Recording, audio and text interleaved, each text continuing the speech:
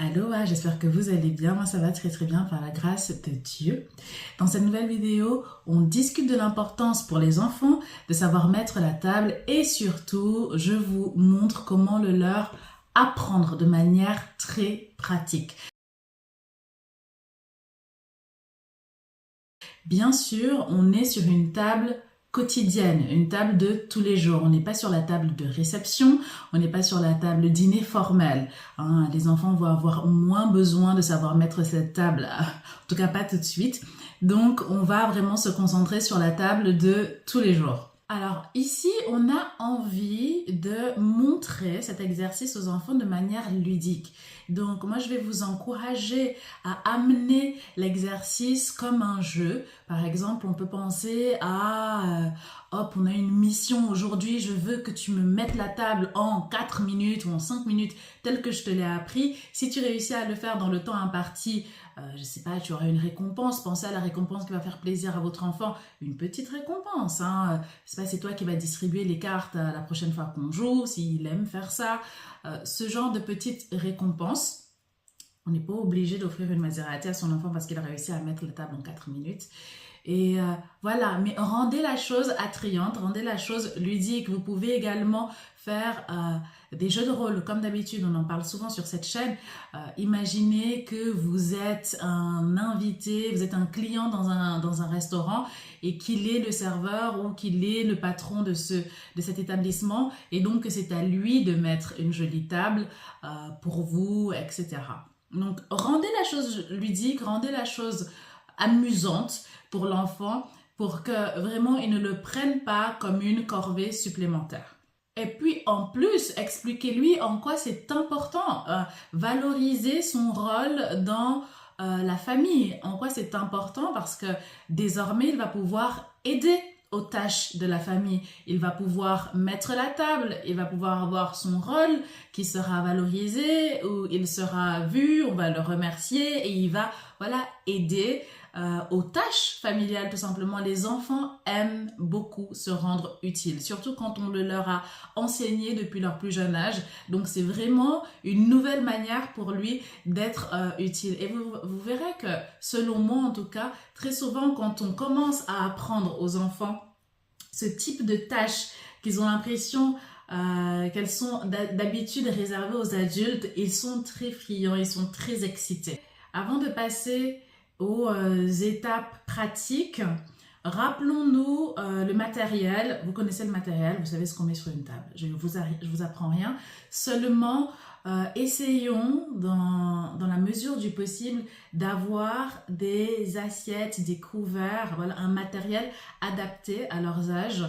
Au bout d'un certain âge, l'enfant bien sûr va pouvoir utiliser votre vaisselle en verre, en porcelaine ou autre, mais quand ils sont très jeunes, on va peut-être privilégier des assiettes qui ne se cassent pas facilement. Première chose, le set de table. Ce qui est intéressant avec le set de table, c'est que désormais, vous trouvez en plus des sets de table très ludiques.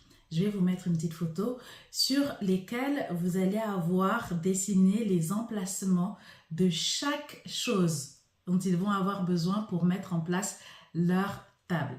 Et ça peut être une bonne idée, une idée intéressante de peut-être acquérir ces petits sets de table ludiques dans un premier temps pour que vraiment il se familiarise, l'enfant, avec la mise en place de la table.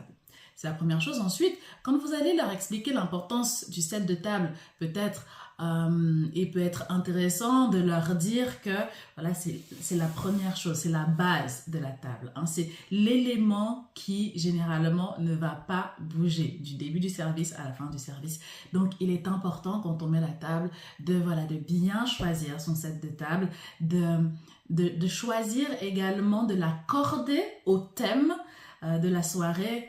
Quand on est sur une mise en place de table plus formelle, mais expliquons-lui que généralement, quand on va inviter des gens à la maison ou ailleurs, on va choisir son set de table avec beaucoup d'attention et faire attention à ce détail qui est très important parce que puisque c'est un élément qui ne bouge jamais, il est extrêmement important pour l'harmonie et la beauté de la table.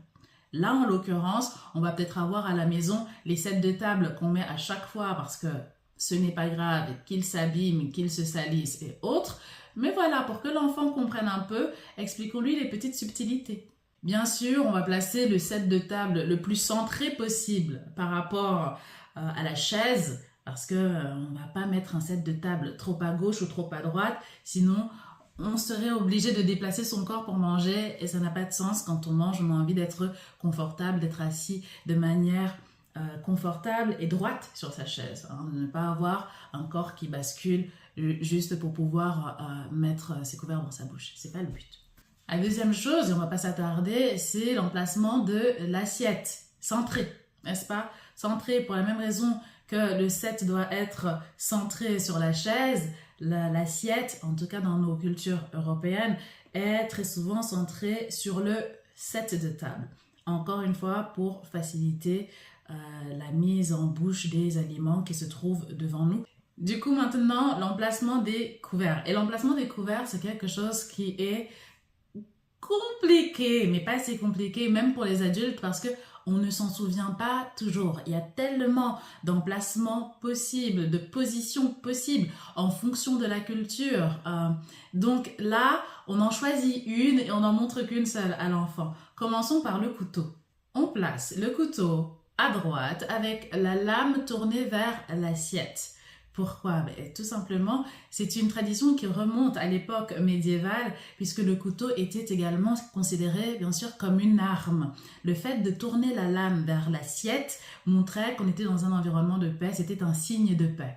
De manière très logique, la fourchette à gauche puisque traditionnellement, et puis surtout pour les droitiers, on coupe avec la main droite. Donc, on va maintenir ce qu'on coupe avec la main gauche. Le verre, où est-ce qu'on le place? Et il faudrait qu'on fasse une vidéo pour une mise en place de table pour réception ou invitation plus formelle parce que là, on se retrouve souvent avec 2-3 verres différents et c'est là que ça se complique. Mais on va rester simple pour les enfants, on n'a qu'un seul verre, notre petit verre à eau. Le verre à eau, on va donc le mettre en haut à droite. Pourquoi à droite?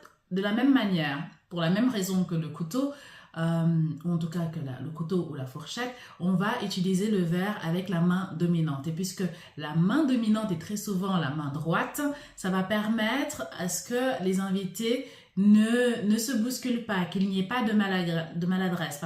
Si tout le monde atteint son verre avec la même main, logiquement, il n'y a pas de maladresse possible. Enfin, la serviette, on la retrouve placée de différentes manières. Là, moi, ce que je vous conseille et ce que je fais, c'est d'enseigner aux enfants de la placer sur l'assiette, tout simplement. Ainsi, elle sera facilement accessible. Dans tous les cas, voilà, quand on s'assoit, la première chose qu'on fasse, c'est peut-être de récupérer la serviette et de la placer sur ses cuisses pour qu'elle soit facilement accessible. Si la serviette se trouvait sous les couverts, oui, il y aurait une petite manipulation qui pourrait se trouver difficile pour les enfants d'un certain âge. Donc, facilitons le plus possible cette mise en place de la table. Petite option de cette vidéo, différencier la mise en place de la table à la française et la mise en place de la table à l'anglaise. Alors, en général, ça va se traduire par la position de la fourchette. À la française, les dents de la fourchette vont être tournées vers la table, tandis qu'à l'anglaise, les dents de la fourchette vont être tournées vers le haut et c'est donc le dos de la fourchette qui touche la table. Et pourquoi cette distinction? Eh bien, cela remonte à l'époque de la Renaissance, puisque les armoiries et les maisons en France étaient gravées sur le dos de la fourchette, tandis qu'en Angleterre, les armoiries étaient gravées sur le manche devant. Voilà. Donc, de manière à pouvoir exposer la beauté de ces armoiries et de ces couverts, on allait avoir tendance, logiquement, à les mettre en avant, en plaçant la fourchette d'une manière ou d'une autre, tout simplement.